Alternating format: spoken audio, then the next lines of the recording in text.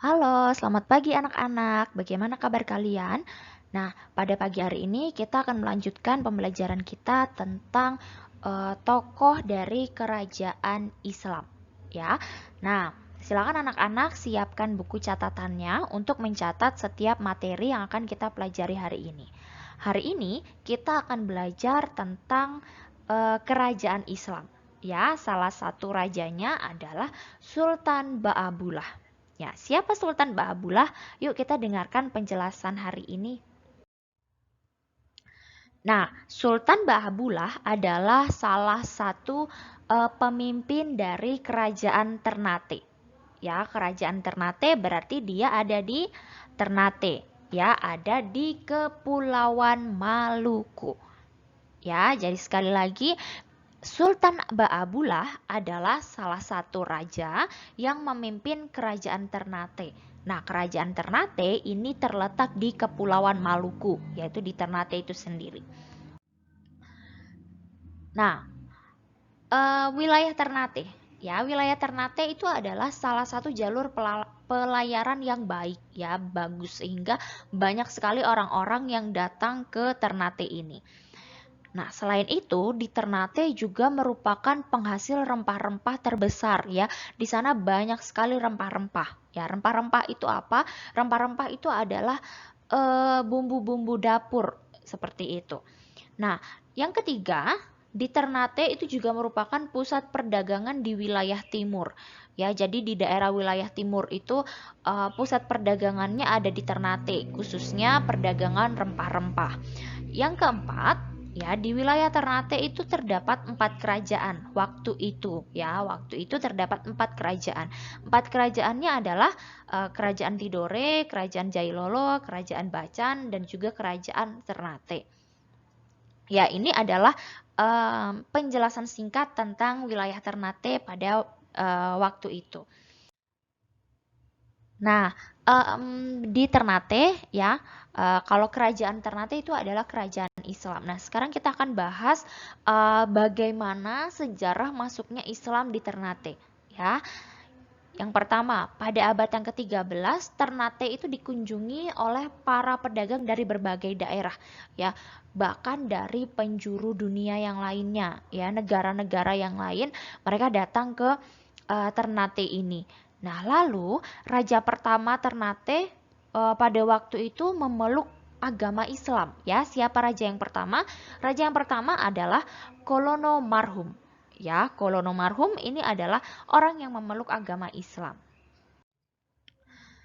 Nah, di sana di kehidupan perekonomian di Ternate itu kebanyakan orang bertani dan juga berdagang. Ya, bertani memelihara rempah-rempah dan juga mereka berdagang, menjual semua rempah-rempah kepada orang-orang yang datang ya, baik dari wilayah sekitar atau bahkan dari negara luar. Nah, waktu itu kerajaan Ternate juga memiliki kejayaan ya. Kejayaannya itu pada saat kerajaan Ternate dipimpin oleh Sultan Ba'abullah. Ya, sekali lagi kejayaan atau kesuksesan kerajaan Ternate itu ada pada saat pada saat Sultan Ba'abullah ini memimpin kerajaan Ternate. Ya, Sultan itu artinya raja. Ya, karena ini bercorak Islam, jadi raja itu dikatakan sebagai sultan. Nah, sekarang kita akan membahas tentang Sultan Ba'abullah. Ya, Sultan Ba'abullah memerintah atau memimpin kerajaan Ternate itu pada tahun 1570 sampai dengan 1583. Ya, nah Sultan Ba'abullah ini terus memperjuangkan kehidupan rakyatnya dengan sangat baik. Ya, nah waktu itu sebelum Sultan Ba'abullah memimpin di kerajaan Ternate, pemimpin kerajaan Ternate itu adalah ayahnya. Ya, jadi Sultan Ba'abullah ini menggantikan ayahnya untuk memimpin kerajaan Ternate dan pada saat itu mereka harus melawan Portugis. Ya, melawan Portugis. Kenapa harus melawan Portugis? Karena waktu itu orang-orang Portugis yang datang ke Ternate ini ingin menguasai rempah-rempah yang ada di Ternate, ya. Jadi mereka melakukan perlawanan supaya mereka bisa mempertahankan daerahnya dengan baik. Nah, untuk melawan Portugis, ya, Sultan Baabullah ini melakukan persekutuan atau melakukan kerjasama dengan daerah di sekitarnya untuk mengusir penjajah. Penjajahnya siapa? Penjajahnya itu adalah ya Portugis itu sendiri. Ya, jadi Sultan Baabullah bekerja sama dengan orang-orang yang ada di sekitarnya untuk mengusir penjajah, ya, supaya daerahnya itu bisa tetap damai, tentram, dan hasil bumi mereka, ya, rempah-rempah yang mereka punya itu bisa tidak diambil oleh negara lain. Nah, selain itu, karena perlawanan yang dilakukan oleh Sultan Baabullah untuk melawan Portugis itu, Sultan Baabullah ini dijuluki sebagai penguasa atas 72 pulau, ya, karena Sultan Baabullah bisa bekerja sama dengan orang-orang di sekitarnya, ya, bahkan kekuasaannya juga bisa sampai kemana-mana, seperti itu.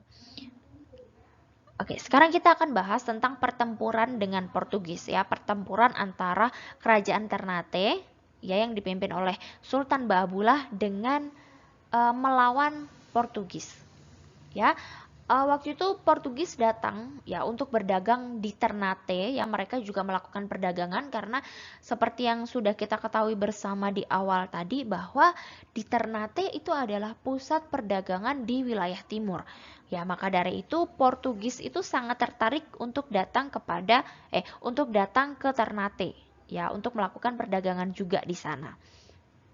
Nah, ketika dilihat-lihat ternyata Portugis ingin sekali menguasai perdagangan di Ternate karena rempah-rempahnya yang bagus, rempah-rempahnya yang sangat banyak, sehingga Portugis ingin sekali menguasai perdagangan di Ternate. Ya, dia melakukan berbagai cara untuk bisa menguasai perdagangan Ternate ini. Nah, sampai pada akhirnya Portugis merencanakan pembunuhan Sultan Kairun. Ya, siapa Sultan Kairun? Sultan Kairun adalah ayah dari Sultan Baabullah. Ya, raja sebelum Sultan Baabullah.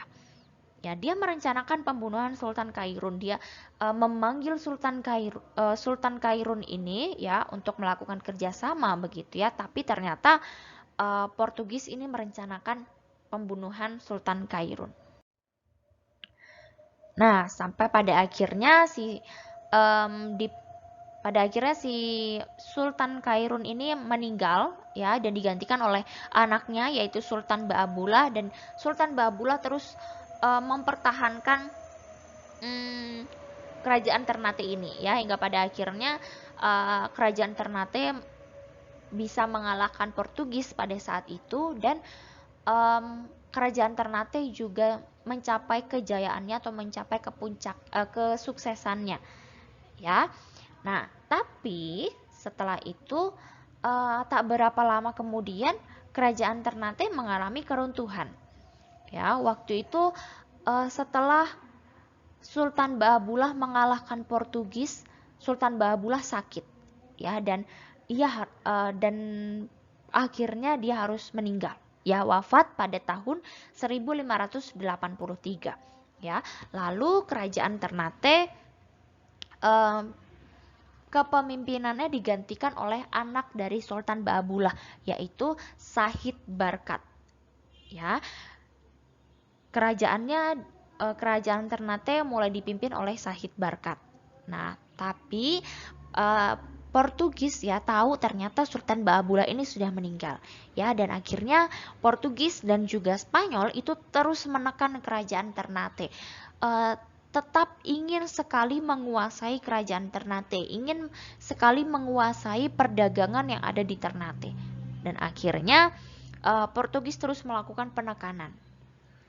Dan akhirnya karena kerajaan Ternate juga sudah tidak mampu melawan, tidak mampu mengusir penjajah ini, ya, Portugis dan juga Spanyol, akhirnya kerajaan Ternate mengakui kekalahannya, ya.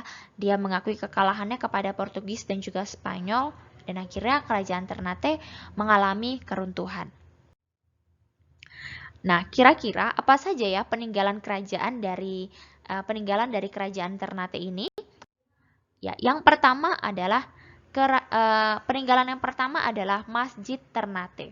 Ya, ini masjid yang ada di Ternate yang mereka gunakan untuk beribadah.